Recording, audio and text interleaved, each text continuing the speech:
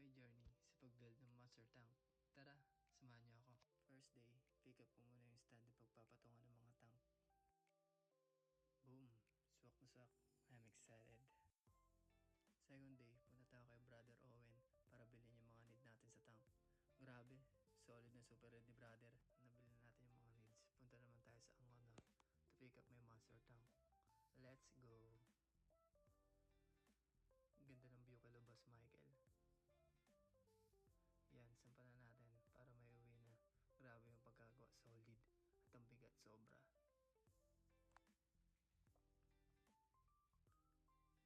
Nakauwi na at naibaba na. Salamat sa mga tropa na tumulong. Third day, konting touch up lang sa stand. Bawas na tayo ng water para mapwesto na yung monster tank. Bigat pero goods lang. One down, isa na lang. Ayan, malapit-lapit na.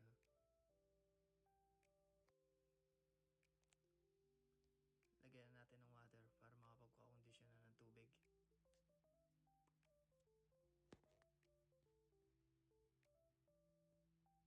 Ayan, okay na to. Waiting tayo ng 1 week bago natin lagyan ng isda. After 1 week, nalipat na din ng tank mate sa Super Red Arwana natin. 8 days, nilipat ko na din